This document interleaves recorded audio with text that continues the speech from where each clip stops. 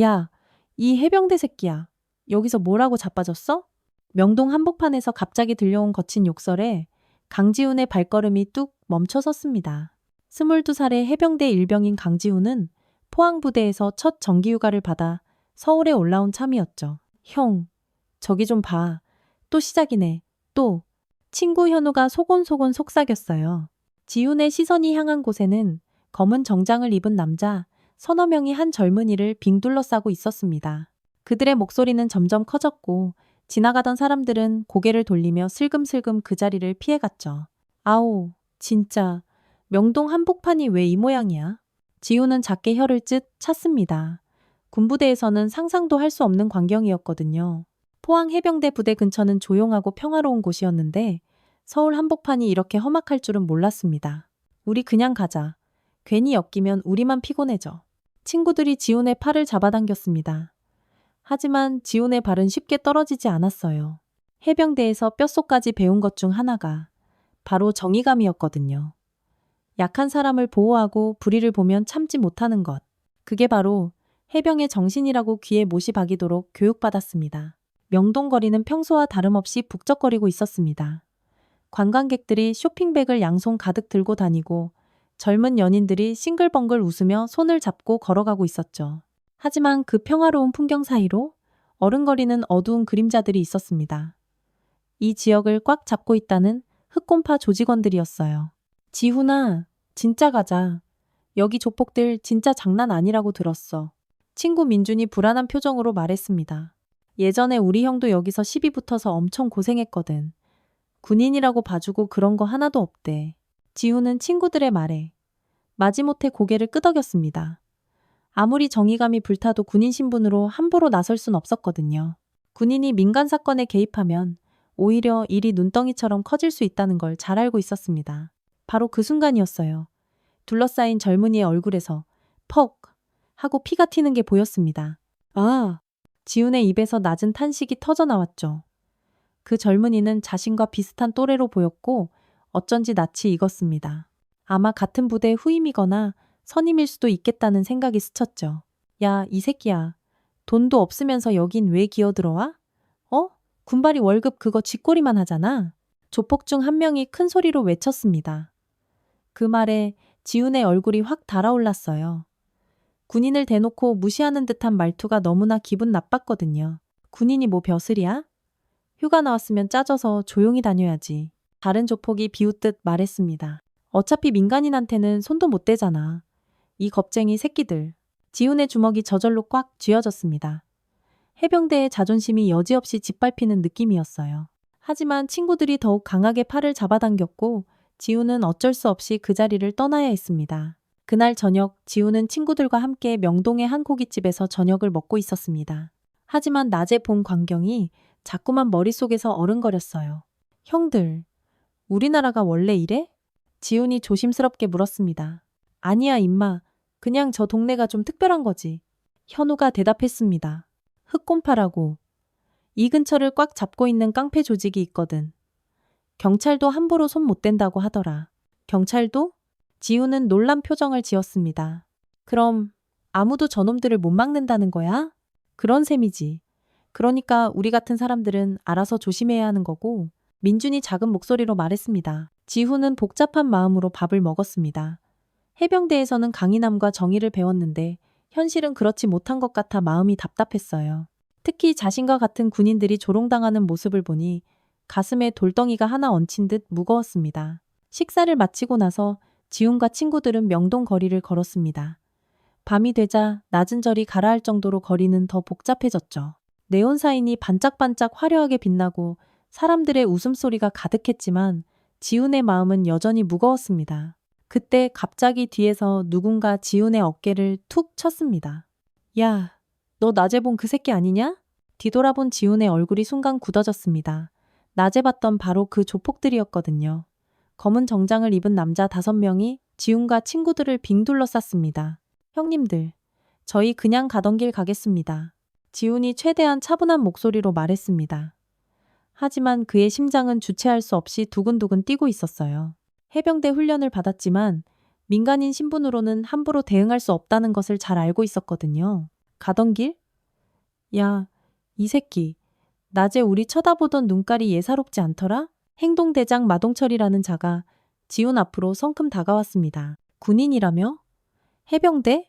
네, 그렇습니다. 지훈은 고개를 끄덕였습니다. 거짓말을 할 이유는 없었으니까요. 하, 해병대래. 귀신 잡는다는 그 해병대? 마동철이 배를 잡고 웃었습니다. 그럼 우리도 잡을 수 있겠네? 주변 조직원들이 다 같이 낄낄거리며 웃어댔습니다.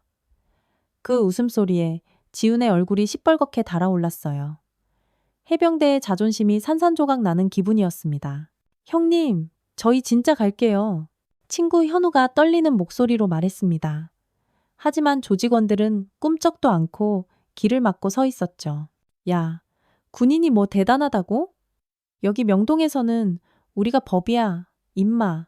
마동철이 지훈의 가슴팍을 손가락으로 쿡 찔렀습니다. 민간인한테 손 못 대는 거 다 알아.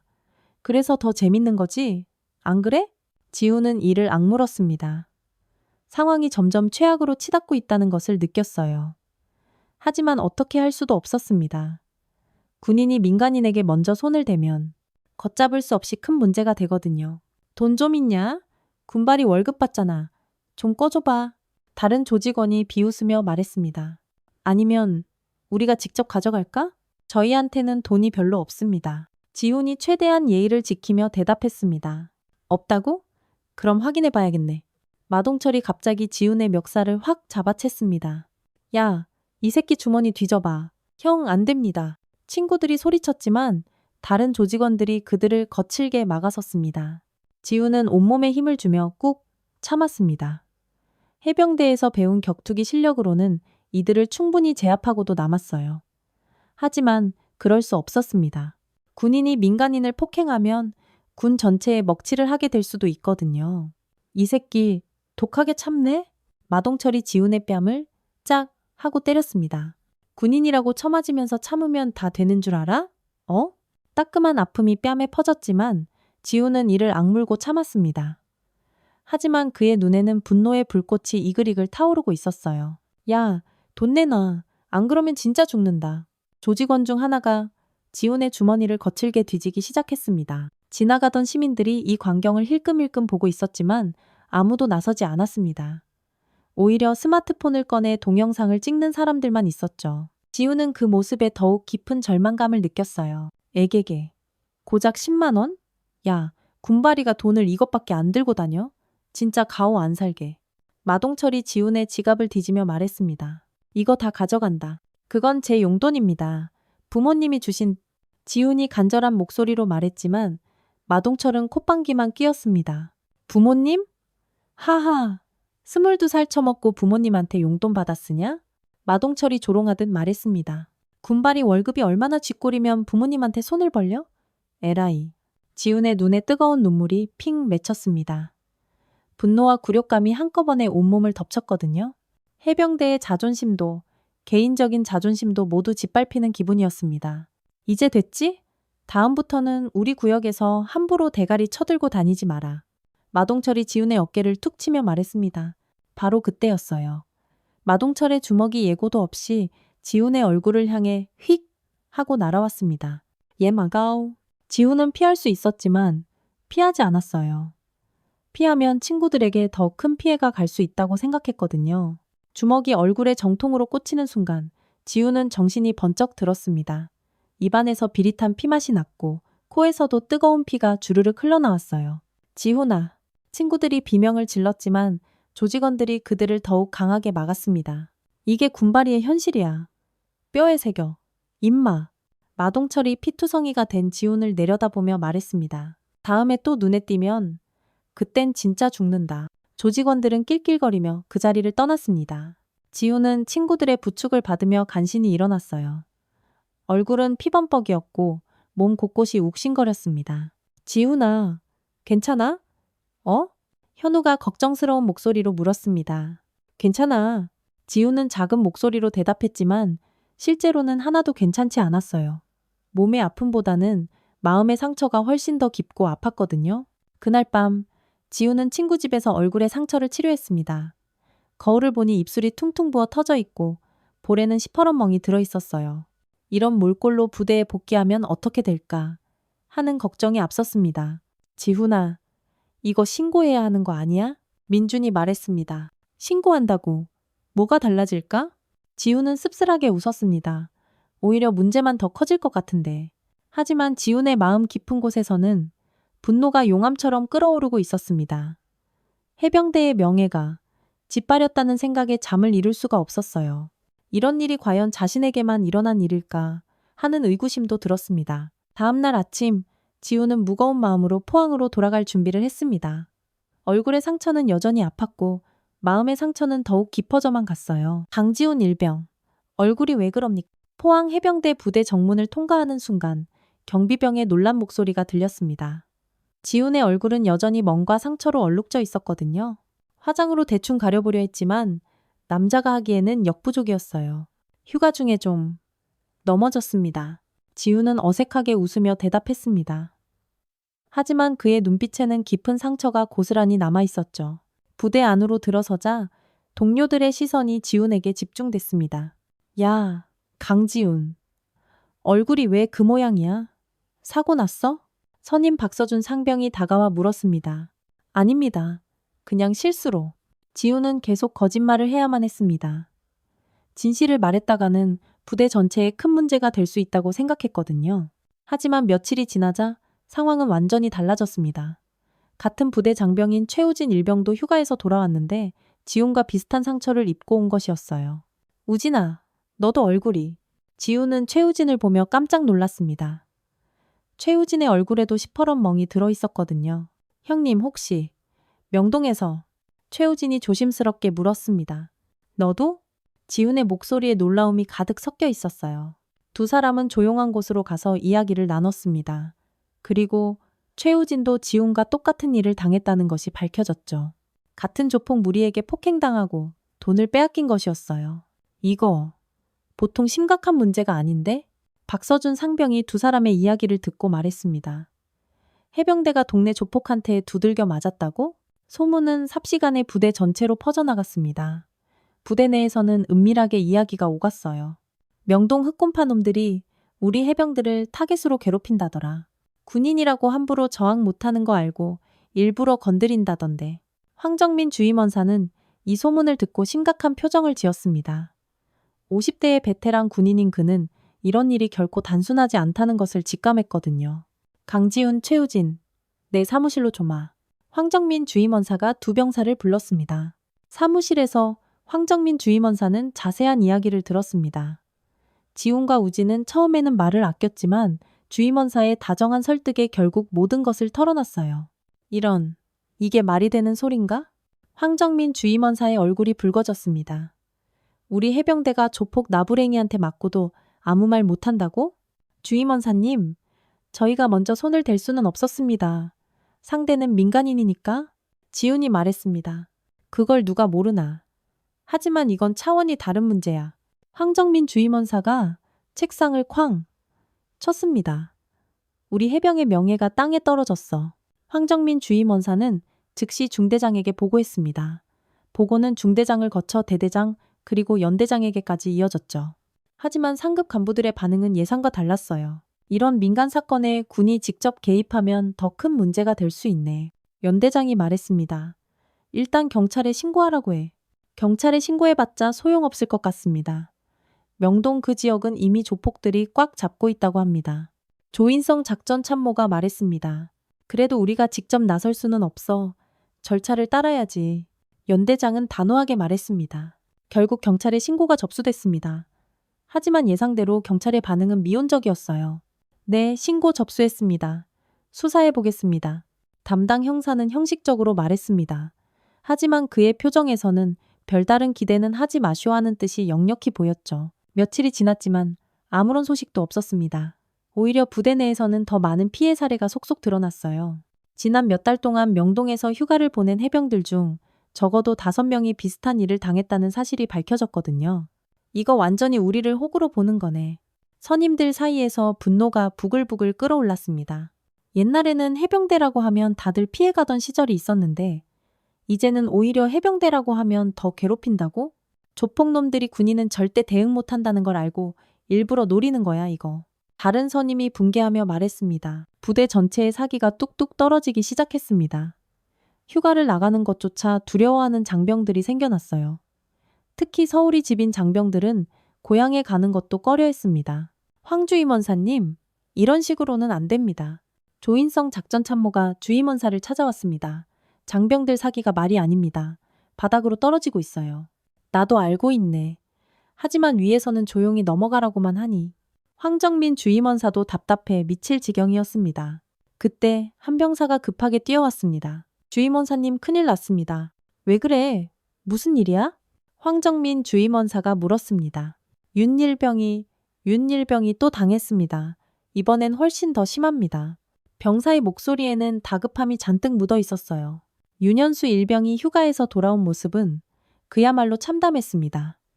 얼굴뿐만 아니라 몸 곳곳에 시퍼런 멍이 들어 있었고 갈비뼈에 금이 간 것 같다고 했어요. 이번엔 정말 죽도록 맞았습니다. 윤현수가 신음하며 말했습니다.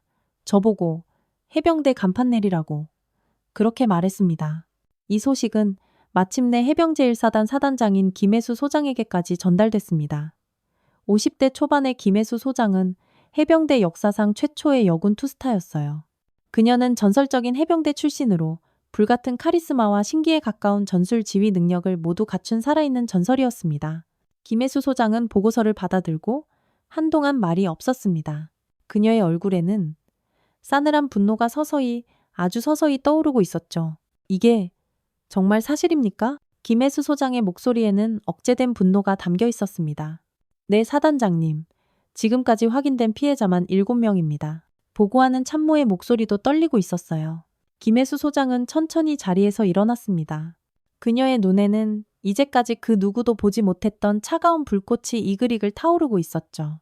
우리가 귀신 잡는 해병인데 동네 조폭 나부랭이한테 얻어맞고도 가만히 입 닫고 있으란 말입니까? 김혜수 사단장의 목소리가 사령부 회의실의 서리발처럼 울려 퍼졌습니다. 그녀의 얼굴에는 지금까지 볼 수 없었던 냉엄한 분노가 서려 있었어요. 회의실에 있던 모든 간부들이 숨을 죽이고 있었습니다. 사단장님, 하지만 민간 사건에 군이 직접 개입하면 한 참모가 조심스럽게 말을 꺼냈지만 김혜수의 강렬한 시선 한 번에 말을 꿀꺽 삼켜야 했습니다. 민간 사건이라고? 김혜수 사단장이 천천히 일어나며 말했습니다. 우리 해병들이 조직적으로 그리고 지속적으로 공격받고 있는데 이게 어떻게 단순한 민간 사건이란 말입니까? 회의실의 공기가 순식간에 얼어붙었습니다. 김혜수 사단장의 분노는 단순한 감정 폭발이 아니었어요. 25년간 해병대에서 복무하며 쌓아온 군인으로서의 자존심과 제 새끼 같은 부하들에 대한 책임감이 폭발한 것이었습니다. 조인성 참모. 김혜수가 작전 참모를 불렀습니다. 예, 사단장님. 조인성 중령이 벌떡 일어났습니다. 30대 후반의 그는 해병대 특수수색대 출신으로 냉철하고 정확한 작전 수행으로 유명했죠. 흑곰파에 대한 모든 정보를 수집하세요. 조직도, 거점, 활동 패턴, 놈들의 숨쉬는 소리까지 전부 다 파악해야 합니다. 김혜수의 목소리에는 흔들림 없는 결의가 담겨 있었어요. 사단장님, 설마. 다른 참모가 놀란 표정으로 말했습니다. 네, 우리가 직접 나섭니다. 김혜수 사단장의 답변은 단호했습니다. 우리 해병들이 조폭 쓰레기들한테 맞고도 가만히 있는다? 그런 일은 내 사전에 없습니다. 하지만 절차상 문제가. 참모들이 우려를 표했지만 김혜수는 이미 마음을 정한 상태였습니다. 절차는 내가 책임집니다. 김혜수가 단칼에 말했습니다. 대신 이 작전은 극비리에 진행됩니다. 그리고 완벽해야 해요. 조인성 참모는 김혜수 사단장의 결심을 보고 가슴이 뜨거워졌습니다. 바로 이런 상관을 만나는 것이 모든 군인의 꿈이 아닐까. 군인의 명예를 지키려는 의지가 이렇게 강한 지휘관은 정말 흔하지 않았거든요. 전지현 대위도 함께하도록. 김혜수가 말했습니다. 전지현은 30대 중반의 여군 대위로 경찰 출신이었어요. 특이하게도 경찰에서 군으로 전직한 경력이 있어서 민간 수사와 군 작전을 모두 이해하는 아주 유능한 인물이었습니다. 경찰과의 협조는 어떻게 하시겠습니까? 조인성이 물었습니다. 그것도 전지현 대위가 담당하세요. 경찰 출신이니까 그쪽 사정은 누구보다 잘 알 테니. 김혜수의 계획은 이미 머릿속에서 구체적으로 그려지고 있었어요. 그날 저녁 김혜수 사단장은 혼자 사무실에 남아 있었습니다. 창밖으로 보이는 포항 밤바다는 고요했지만 그녀의 마음은 성남 파도처럼 출렁이고 있었어요. 책상 위에는 피해를 당한 해병들의 사진이 놓여 있었습니다. 강지훈, 최우진, 윤현수 모두 20 남짓한 어린 병사들이었죠. 이들의 상처 입은 얼굴을 보니 김혜수의 가슴이 미어졌습니다. 이 어린 것들이 얼마나 억울했을까. 김혜수는 작은 목소리로 혼잣말을 했습니다. 그녀 역시 젊은 시절 여군이라는 이유만으로 수많은 차별과 무시를 받았던 기억이 있었어요. 그때의 억울함과 분노가 지금 이 아이들의 것과 결코 다르지 않다는 것을 잘 알고 있었습니다. 다음 날 아침 김혜수 사단장은 황정민 주임원사를 불렀습니다.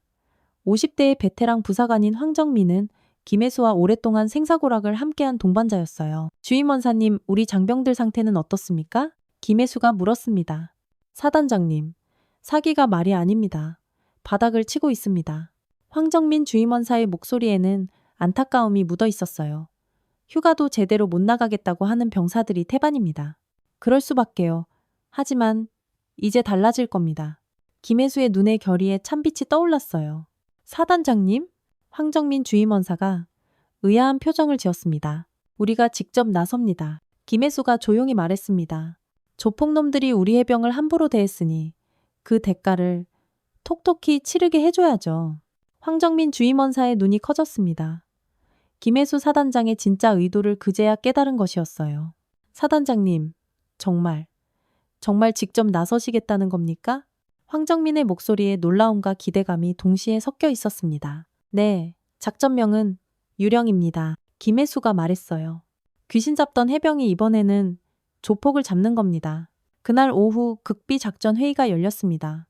참석자는 김혜수 사단장, 조인성 작전참모, 전지현 대위, 황정민 주임원사, 그리고 특수수색대 출신 정예 간부 몇 명뿐이었어요. 이번 작전의 목표는 명확합니다. 김혜수가 회의를 시작했습니다.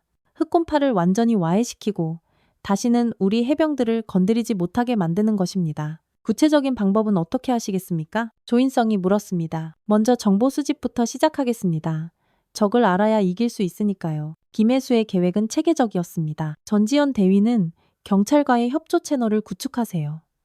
아무리 우리가 날고 긴다 해도 경찰의 도움 없이는 한계가 있습니다. 알겠습니다. 사단장님. 전지현 대위가 대답했습니다. 그녀의 표정에는 냉정함과 동시에 강한 의지가 보였어요. 조인성 참모는 작전 계획을 세우세요. 민간 피해는 제로로 만들면서도 확실한 효과를 거둘 수 있는 방법을 찾아야 합니다. 김혜수의 지시는 구체적이고 명확했습니다. 언제 시작하시겠습니까? 황정민 주임원사가 물었습니다. 내일부터 정보 수집을 시작하고 일주일 내에 작전을 실행하겠습니다. 김혜수의 답변에 회의실의 공기가 팽팽한 긴장감으로 가득 찼어요. 사단장님, 혹시 상부에서 문제를 제기하면 한 간부가 우려를 표했습니다. 그건 내가 책임집니다. 김혜수가 단호하게 말했습니다. 우리 해병들이 당한 일을 이대로 그냥 넘어갈 수는 없어요. 이건 해병대의 명예가 걸린 문제입니다. 회의가 끝나고 나서 참석자들은 모두 가슴이 뜨거워졌습니다. 이런 지휘관을 모시게 된 것이 자랑스러웠어요. 동시에 이번 작전을 반드시 성공시켜야 한다는 무거운 책임감도 느꼈습니다. 그날 밤 김혜수 사단장은 다시 한번 피해를 당한 해병들의 자료를 들여다봤습니다. 이제 더 이상 참을 수 없다는 마음뿐이었어요. 해병대의 자존심과 부하들에 대한 책임감이 그녀를 움직이고 있었습니다. 전지현 대위, 경찰 쪽 반응은 어떻습니까? 김혜수 사단장이 작전 준비실에서 물었습니다. 며칠간의 정보 수집 작업이 한창이었어요. 벽에는 흑곰파 조직도와 명동 일대 지도가 빼곡히 붙어 있었습니다. 처음에는 많이 당황한 것으로 보입니다. 전지현 대위가 보고했습니다. 하지만 송강호 반장이 적극적으로 협조하겠다고 했습니다. 사실 경찰도 저 흑곰파 때문에 골치가 아주 아팠던 것 같습니다. 송강호 반장은 40대 중반의 베테랑 경찰관이었습니다. 명동 일대를 담당하는 그는 흑곰파의 횡포를 잘 알고 있었지만 증거 부족과 조직적 대응의 어려움 때문에 속수무책이었어요. 군에서 직접 나선다고 하니까 처음엔 말도 안 된다며 펄쩍 뛰더군요. 전지현이 계속 말했습니다. 하지만 이번 기회에 흑곰파 놈들을 뿌리 뽑고 싶어 합니다. 조인성 참모가 조직도를 가리키며 설명을 시작했습니다. 흑곰파는 최민식을 두목으로 하는 조직입니다. 핵심 간부가 10명 정도고 말단 조직원까지 합치면 50여 명 규모로 확인됩니다. 주요 거점은 어디인가요? 김혜수가 물었습니다. 명동 지하상가에 사무실이 있고 근처 유흥업소 3곳을 실질적으로 운영하고 있습니다. 조인성이 지도를 가리키며 설명했어요. 그리고 을지로의 불법 도박장도 운영 중입니다. 우리 해병들을 직접 폭행한 마동철이라는 놈은 김혜수의 목소리에 차가운 기운이 돌았습니다. 행동대장 역할을 하고 있습니다. 최민식의 오른팔 격입니다. 조인성이 마동철의 사진을 가리켰습니다. 폭력 전가가 수두룩하고 특히 약한 상대를 괴롭히는 걸 즐기는 악질이라고 합니다. 김혜수는 마동철의 사진을 오랫동안 빤히 들여다봤습니다. 강지훈과 다른 해병들을 폭행한 장본인을 보니 분노가 다시금 치솟았어요. 작전 계획은 어떻게 세웠나요? 김혜수가 조인성에게 물었습니다. 3단계로 나누어 진행하겠습니다. 조인성이 작전 계획서를 펼쳤어요. 첫 번째는 정보 수집 및 감시, 두 번째는 핵심 거점 동시 타격, 세 번째는 두목 최민식과의 직접 대면입니다. 민간 피해는 김혜수가 가장 우려하는 부분이었습니다. 최소화하도록 설계했습니다. 일반 시민들이 거의 없는 새벽 시간대를 노리고 폭력 사용도 제압을 위한 최소한으로 제한할 계획입니다. 조인성의 계획은 빈틈없이 치밀했습니다. 그때 황정민 주임원사가 들어왔습니다. 사단장님, 특수수색대 출신 정예 간부들 준비 완료했습니다. 몇 명이나 참여하나요? 김혜수가 물었습니다. 12명입니다. 모두 실전 경험이 풍부한 최정예 간부들로만 구성했습니다. 황정민이 대답했습니다. 이들이면 충분하고도 남을 것 같습니다. 김혜수는 고개를 끄덕였습니다. 해병대 특수수색대원들의 실력을 믿어 의심치 않았거든요. 이들은 모두 지옥 같은 훈련을 거친 정예의 요원들이었어요. 언제 출발하죠? 전지현 대위가 물었습니다. 내일 새벽 서울로 출발합니다. 김혜수가 결정을 내렸어요. 작전명 유령 개시합니다. 다음날 새벽 5시 김혜수 사단장과 작전팀은 민간인 복장으로 갈아입고 조용히 서울로 향했습니다. 군복 대신 평상복을 입었지만 그들의 눈빛에는 서슬퍼런 군인의 의지가 그대로 살아있었어요. 사단장님, 정말 괜찮으시겠습니까? 조인성이 걱정스럽게 물었습니다. 혹시라도 문제가 생기면 이미 각오는 했습니다. 김혜수가 단호하게 말했습니다. 우리 해병들이 당한 걸 이대로 그냥 넘어갈 순 없어요. 서울에 도착한 작전팀은 즉시 명동 일대에 유령처럼 잠입했습니다. 전지현 대위는 경찰과의 연락을 담당하고 조인성 참모는 현장 지휘를 맡았어요. 특수수색대 출신 간부들은 각자 맡은 구역에서 소리 없이 감시를 시작했습니다. 목표물 확인. 무전기에서 나지막한 보고가 들려왔어요. 마동철, 평소처럼 명동거리를 활보 중. 아직 때가 아니다. 조금 더 기다린다. 조인성이 무전으로 지시했습니다. 김혜수는 차 안에서 조용히 상황을 지켜보고 있었습니다.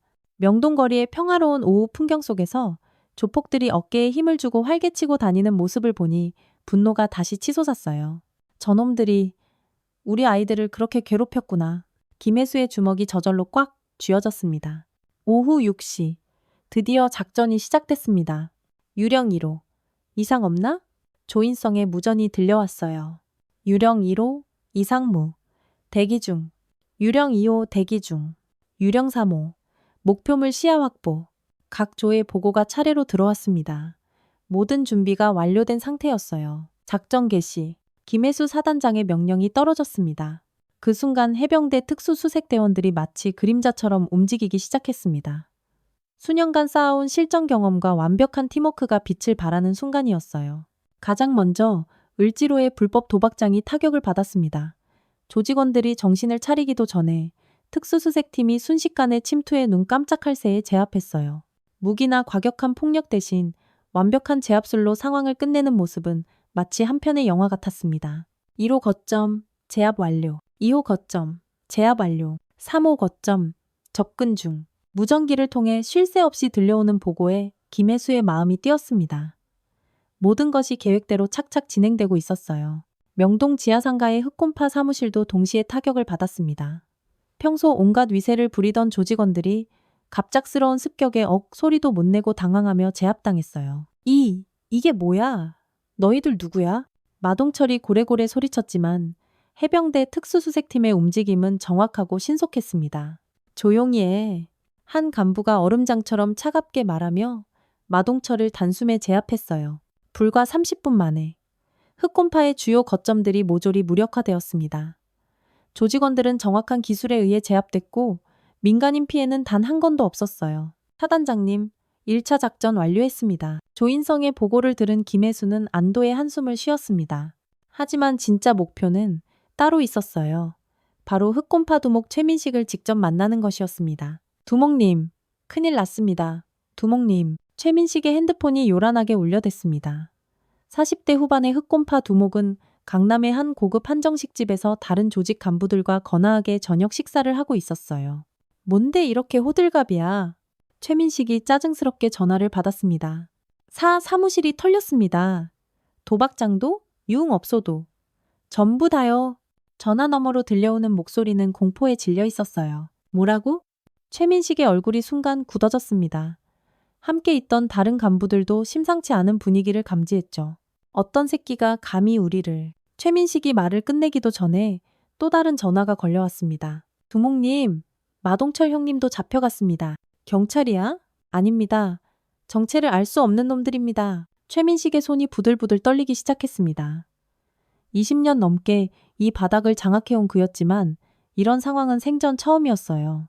누군가 자신의 조직을 아주 체계적으로 그리고 완벽하게 공격하고 있다는 것을 직감했습니다. 전부 집합 장소로 모여 최민식이 급히 지시했습니다.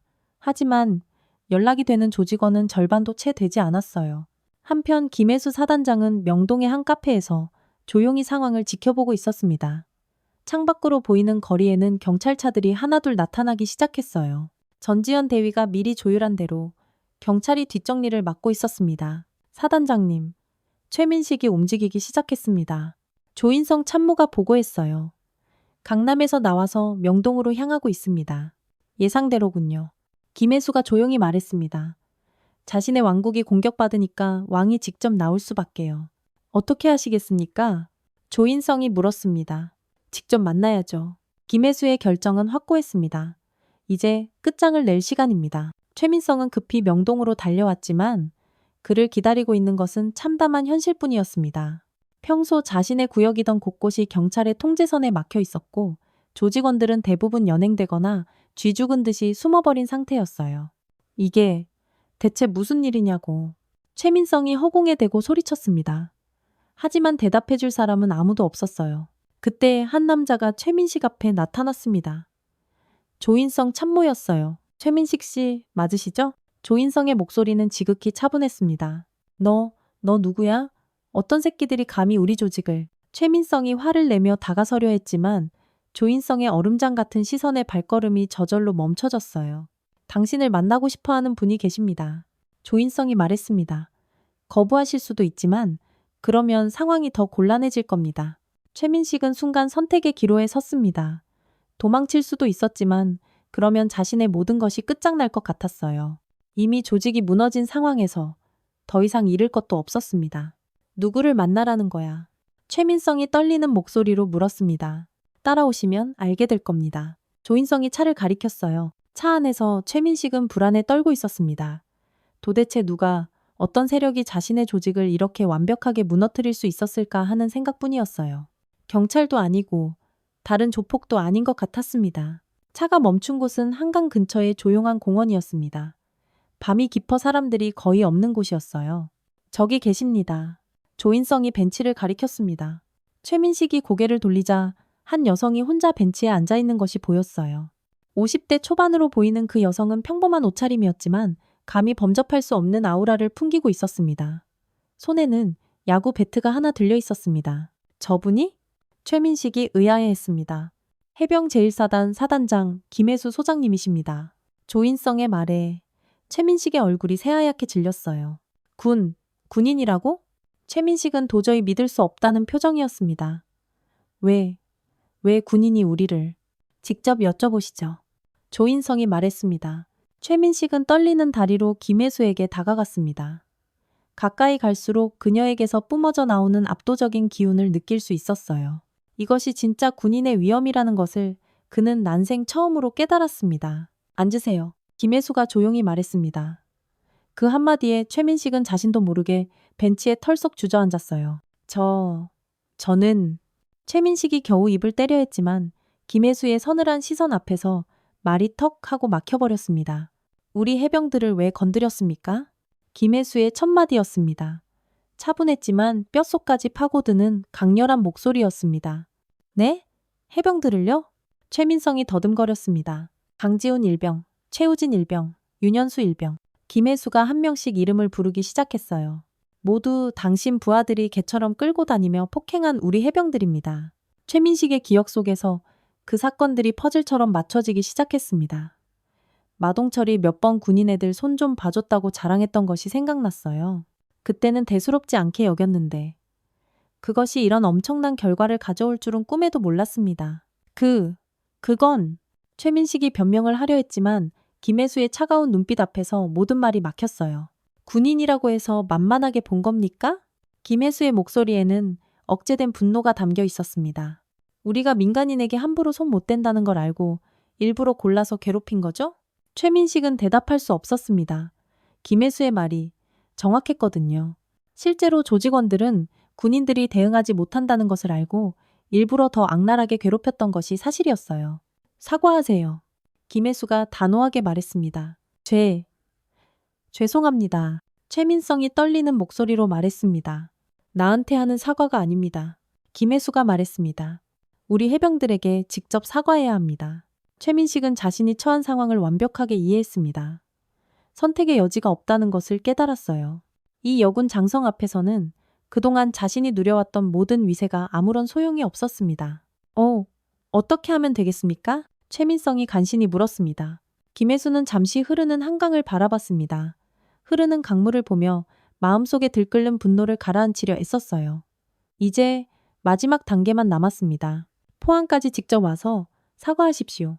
김혜수 사단장의 말에 최민식은 눈을 동그랗게 떴습니다. 우리 부대까지 직접 와서 피해를 당한 해병들에게 직접 무릎 꿇고 사과해야 합니다. 포항까지요? 최민식의 목소리가 염소처럼 떨렸어요. 자신이 조폭 두목으로서 군부대에 직접 찾아가 사과한다는 것은 상상조차 하기 어려운 일이었습니다. 네. 그리고 이걸 써주세요. 김혜수가 미리 준비한 서류를 내밀었습니다. 군인보호협약서입니다. 앞으로 다시는 절대로 군인들을 건드리지 않겠다는 약속을 글로 남기는 겁니다. 최민식은 서류를 받아들고 내용을 읽어봤습니다. 흑곰파는 대한민국 군인에 대한 일체에 의해 행위를 하지 않으며 이를 위반할 시 모든 법적 그리고 그 이상의 책임을 진다는 내용이었어요. 이걸 꼭 써야 합니까? 최민성이 망설였습니다. 선택은 당신이 하세요. 김혜수가 차분하게 말했습니다. 하지만 이걸 거부하면 오늘 일은 그저 시작에 불과할 겁니다.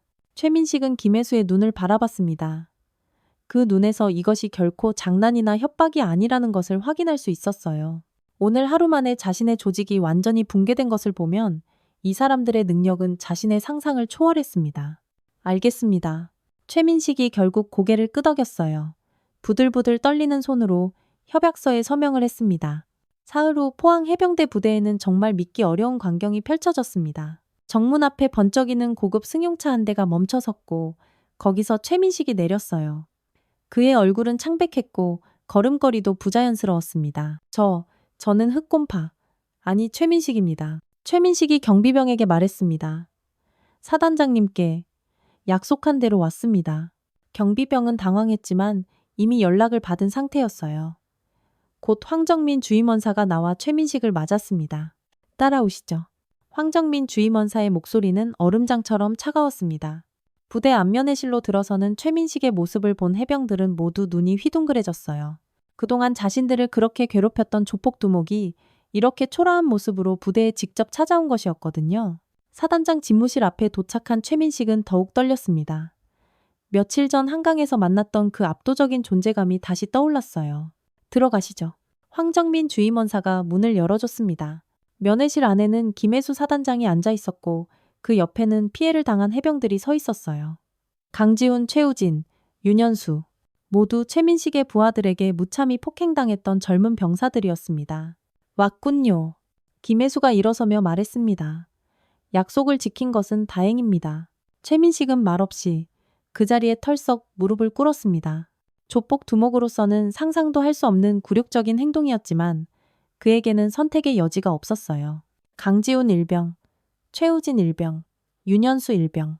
최민식이 한 명씩 이름을 부르며 고개를 깊이 숙였습니다.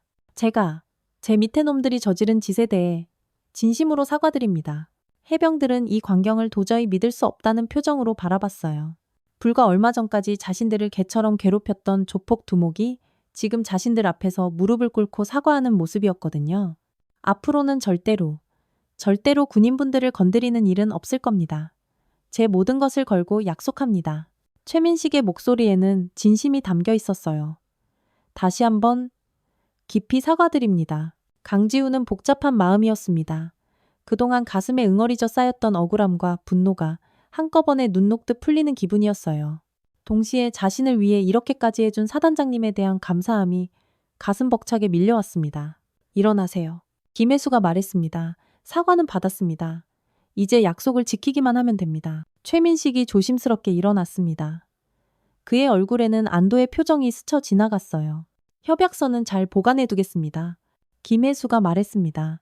혹시라도 약속을 어기는 일이 있으면 그때는 더 끔찍한 결과를 각오하셔야 할 겁니다. 네네, 절대 그런 일 없을 겁니다. 최민식이 허리를 굽신거리며 대답했습니다. 그날 오후 최민식이 부대를 떠난 후 해병들 사이에는 신기한 분위기가 감돌았습니다. 자신들의 사단장이 자신들을 위해 이렇게까지 해줬다는 사실에 모두가 감동했어요. 와, 우리 사단장님 진짜 대박이시다. 강지훈이 동료들에게 말했습니다. 우리를 위해 직접 나서주시다니. 진짜 영화 같아. 그러게 말이야. 이런 상관을 만난 건 진짜 행운이야. 최우진도 고개를 끄덕였어요. 부대 전체의 사기가 하늘을 찔렀습니다. 해병대의 명예가 회복됐다는 자부심이 모든 장병들의 가슴에 뜨겁게 퍼져나갔어요. 한편 이 소식은 은밀하게 언론에도 흘러나갔습니다. 한 기자가 우연히 이 사건의 실마리를 포착한 것이었어요. 해병대가 조폭을 소탕했다고? 손예진 기자는 믿을 수 없다는 표정이었습니다. 30대의 젊은 기자인 그녀는 항상 특종을 찾아다니고 있었거든요. 며칠간의 끈질긴 취재 끝에 손예진 기자는 사건의 전말을 파악할 수 있었습니다. 해병대 장병들이 조폭에게 억울하게 당한 일부터 여군 사단장이 직접 나서서 이 모든 문제를 해결한 과정까지 모든 것이 밝혀졌어요. 이건 정말 대단한 이야기잖아? 손혜진 기자가 혼잣말을 했습니다. 이게 바로 해병대의 진짜 모습을 보여주는 사건이야. 하지만 기사를 쓰면서 손혜진 기자는 조심스러웠습니다. 군의 민간 개입이라는 민감한 문제가 있었거든요. 대신 그녀는 해병대의 정의로운 모습과 부하를 가족처럼 아끼는 지휘관의 참된 리더십에 초점을 맞춰 기사를 작성했어요. 며칠 뒤 신문 일면에 이런 제목의 기사가 대문짝만하게 실렸습니다. 귀신 잡는 해병, 이번엔 조폭을 잡다. 기사는 엄청난 화제가 됐습니다. 해병대의 정의로운 모습에 많은 사람들이 감동했고 김혜수 사단장의 리더십이 크게 주목받았어요. 특히 젊은 세대들 사이에서는 진짜 멋진 어른, 저런 상사 밑에서 일하고 싶다는 반응이 폭발적이었습니다. 부하를 위해 자신의 모든 것을 걸 수 있는 리더의 모습에 모두가 감동받은 것이었죠. 그날 저녁 김혜수 사단장은 혼자 사무실에 앉아 창밖을 바라봤습니다. 포항바다가 붉은 석양에 물들어 아름다웠어요. 이번 일로 많은 위험을 감수했지만 후회는 없었습니다. 우리 아이들이 이제 마음 편히 당당하게 휴가를 다닐 수 있겠구나. 김혜수의 입가에 흐뭇한 미소가 떠올랐습니다. 형, 이번엔 정말 다를 것 같아. 강지훈이 친구 현우에게 말했습니다. 한 달 후 다시 휴가를 받은 지훈은 조심스럽게 서울에 올라왔어요. 지난번에 끔찍한 일이 있어서 걱정이 됐지만 사단장님이 해결해 주신 일을 믿고 용기를 냈습니다. 정말 괜찮을까? 현우가 여전히 불안해했습니다. 혹시 또 무슨 일이 생기면 어떡해? 괜찮을 거야. 우리 사단장님이 직접 해결해 주셨잖아. 지훈의 목소리에는 자신감이 넘쳤어요. 김혜수 사단장에 대한 절대적인 믿음과 존경심이 그를 용기 있게 만들었습니다. 명동거리에 도착한 지훈과 친구들은 조심스럽게 주변을 둘러봤습니다. 예전과 똑같이 북적거리는 거리였지만 뭔가 분위기가 확연히 달랐어요. 이전에 느꼈던 위압감이나 불안함이 거짓말처럼 사라진 것 같았습니다. 어? 야, 저기 봐. 민준이 한 곳을 가리켰습니다. 저 멀리서 익숙한 얼굴들이 보였어요. 예전에 지훈을 괴롭혔던 바로 그 조폭들이었습니다. 하지만 이번에는 상황이 180도 달랐죠. 조폭들은 지훈을 알아보고는 화들짝 놀란 표정을 지었습니다. 그리고는 서로 눈짓을 주고받더니 슬금슬금 다른 길로 피해갔어요. 마치 지훈을 무서워하기라도 하는 듯한 모습이었습니다. 와, 대박. 진짜네. 현우가 놀란 목소리로 말했습니다. 저놈들이 우리를 피해가네? 지훈도 믿기 어려운 광경이었습니다. 그동안 자신들을 그렇게 하찮게 여기며 괴롭혔던 조폭들이 이렇게 기가 죽어서 피해 다니다니. 사단장님의 힘이 이렇게 대단한 것이었구나 하는 생각이 들었어요. 지훈아, 이제 진짜 마음 편하게 다닐 수 있겠다. 민준이 기뻐하며 말했습니다. 그날 하루 종일 지훈과 친구들은 명동을 자유롭게 돌아다녔습니다. 맛있는 음식도 실컷 먹고 쇼핑도 하고 영화도 봤어요. 예전처럼 주변을 조심스럽게 살필 필요가 전혀 없었습니다. 저녁이 되어 명동 거리를 걸을 때였습니다. 갑자기 한 남자가 지훈에게 다가왔어요. 순간 긴장했지만 그 남자의 표정은 적대적이지 않았습니다. 저기, 혹시 해병대 분이세요? 그 남자가 조심스럽게 물었습니다. 네, 그런데요? 지훈이 대답했습니다. 아이고, 정말 고맙습니다. 그 남자가 갑자기 허리를 굽혀 꾸벅 인사를 했어요. 저희 같은 상인들이 그동안 저놈들 때문에 얼마나 힘들었는지 아세요? 깡패들 때문에 장사가 제대로 되질 않았거든요. 아, 네. 지훈이 의아해했습니다. 그런데 해병대에서 저 쓰레기들을 싹 다 정리해 주신 덕분에 이제 다리 뻗고 장사할 수 있게 됐어요. 그 남자는 명동에서 작은 가게를 운영하는 상인이었습니다. 정말 감사합니다. 이거라도 좀 받아주세요. 상인은 지훈의 손에 작은 음료수 한 병을 쥐어줬어요. 지훈은 당황했지만 상인의 진심을 느낄 수 있었습니다. 저희가 한 게 아니라 사단장님께서. 지훈이 말하려 했지만 상인은 연신 감사 인사를 하며 사라졌어요. 비슷한 일이 그날 저녁 몇 번 더 있었습니다. 명동 상인들과 시민들이 해병대 군복을 본 것만으로도 고마워했어요. 그제야 지훈은 이번 일이 얼마나 큰 의미를 가진 일이었는지 깨달았습니다. 자신들만 편해진 것이 아니라 이 지역 전체가 평화를 되찾은 것이었어요. 조폭들의 횡포로 고통받던 모든 사람들이 도움을 받은 셈이었습니다. 며칠 후 지훈은 부대로 복귀했습니다. 이번에는 상처 하나 없이 오히려 그 어느 때보다 더 당당한 모습으로 돌아왔어요. 지훈아, 어땠어?